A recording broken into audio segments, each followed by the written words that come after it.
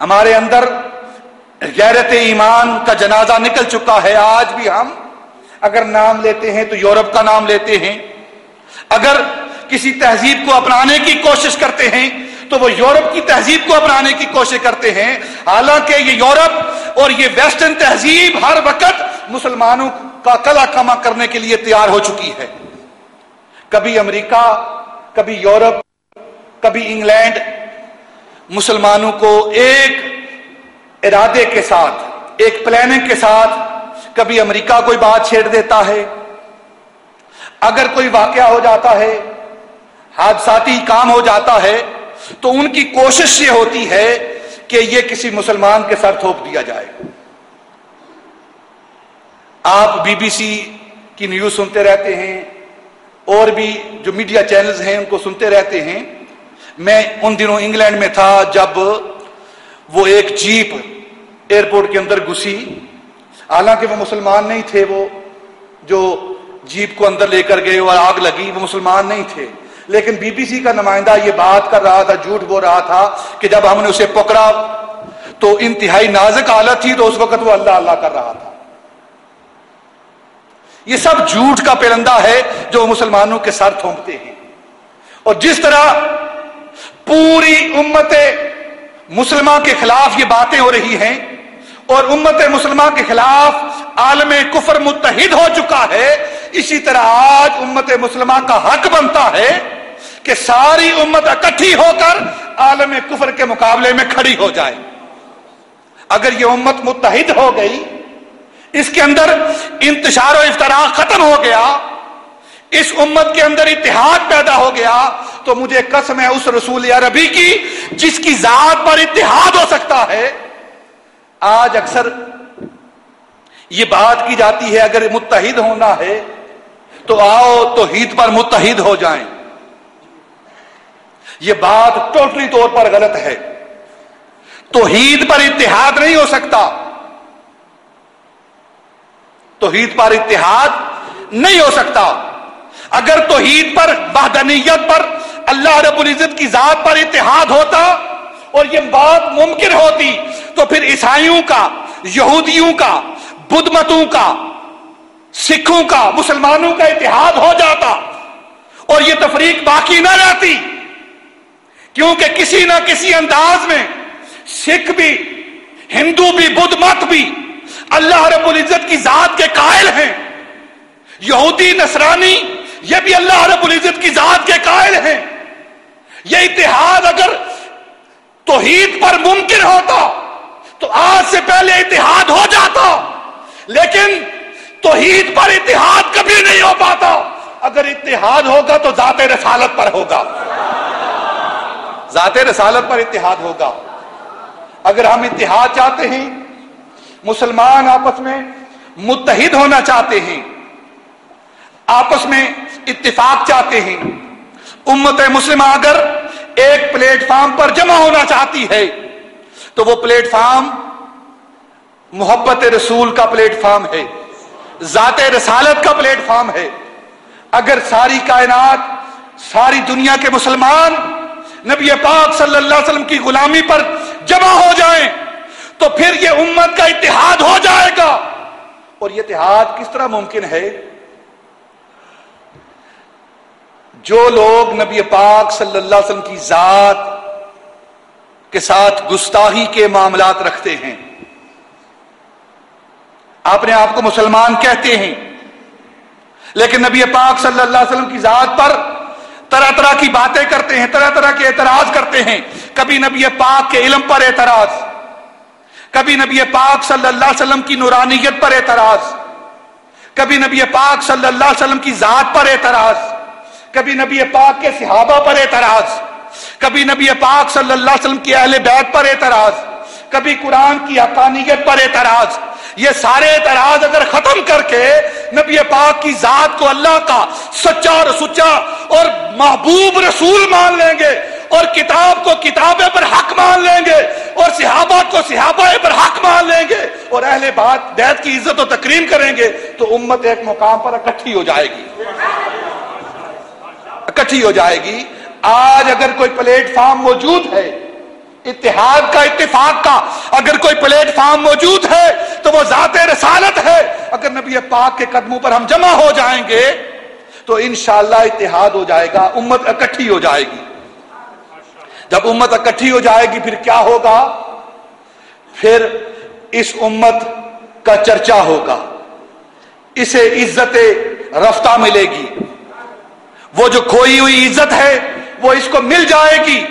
وہ فقط اتحاد سے ہے. لیکن آج ہماری بدبختی ہے, شومی یہ قسمت ہے کہ مسلمان ہر روز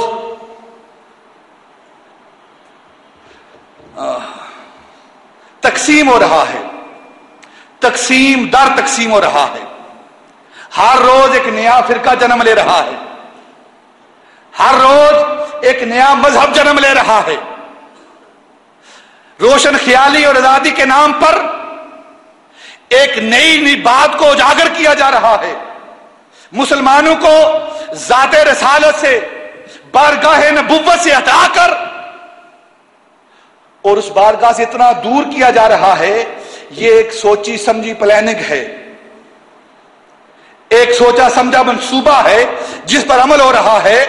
اور یہ منصوبہ بنانے والے یورپ میں بیٹھے ہوئے ہیں, ان کے تھنک ٹینک یورپ میں موجود ہیں اور ان کے ایجنٹ پاکستان کی گلیوں میں اور پاکستان کی کرسیوں پر بیٹھے ہوئے ہیں.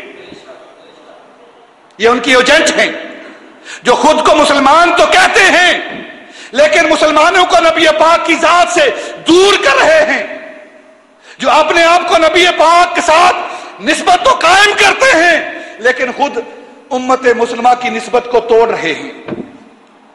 ہمارے حکمرانوں کو چاہیے کہ اگر وہ عزت و اطمینان والا, وقار والا اقتدار چاہتے ہیں,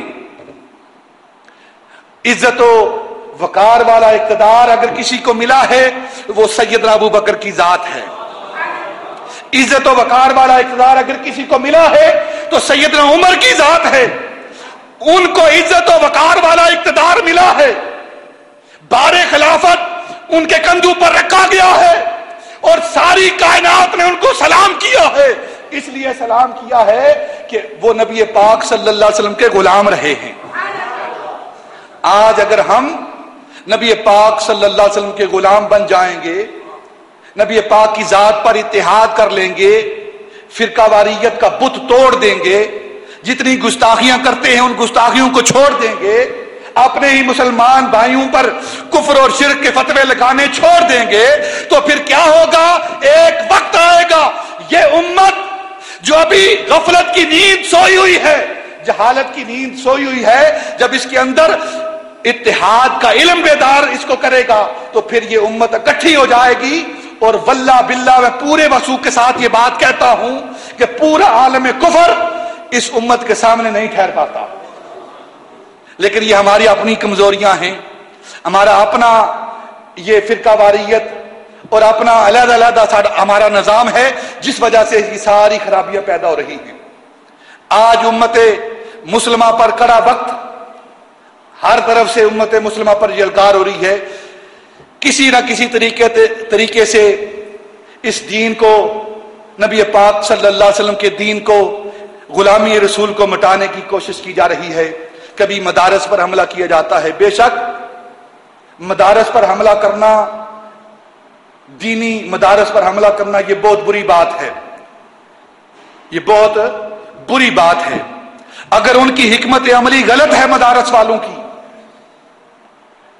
میں ان کی حکمت عملی کے ساتھ اتفاق نہیں کرتا, جو ان کی حکمت عملی ہے وہ غلط ہے, لیکن اس کے باوجود کسی کو حق نہیں پہنچتا کہ ایک فرد واحد کی غلطی کرنے پر ساری رعایا کو اس کی سزا دی جائے. اس مدرسے کے اندر معصوم بچے ہیں, بچیاں ہیں, اگر ایک فرد واحد نے غلطی کی ہے, اگر اس کی حکمت عملی ہے تو اس کی ذاتی حکمت عملی ہے, اس کو پکڑ کر سزا دی جائے, نہ کہ سارے کا سارا نظام تباہ و برباد کر دیا جائے. جو دین کا نام لیتا ہے اس کو مار دیا جائے, گولیوں کی نظر کر دیا جائے. یہ بھی حکمت عملی غلط ہے, دونوں طرف سے غلطی ہو رہی ہے.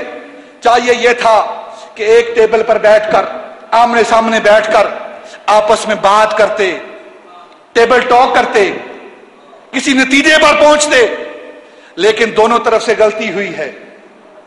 और आज भी मैं अपने तमाम भाइयों से ये गुजारिश करूंगा जो कि दीन के नाम पर फिरका वारियत का आलम बुलंद कर रहे हैं, मैं उनसे गुजारिश करूंगा कि तमाम इख्तिलाफात को खत्म करके एक मुकाम पर इकट्ठे हों।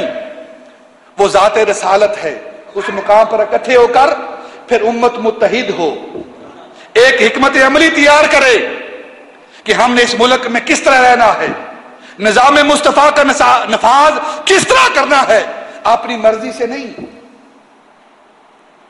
सीना जोरी से नहीं, डंडे के जोर से नहीं, हिकमत अमली से, मोहब्बत से।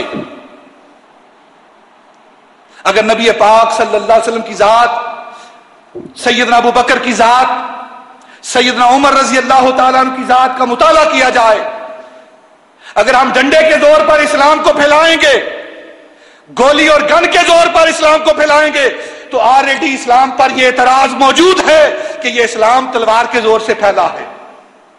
हम इस बात के कायल नहीं कि इस्लाम को तलवार के, गोली और गन के जोर से फैलाया जाए। हमारा ईमान और अकीदा यह है कि इस्लाम को मोहब्बत के जोर से फैलाया जाए।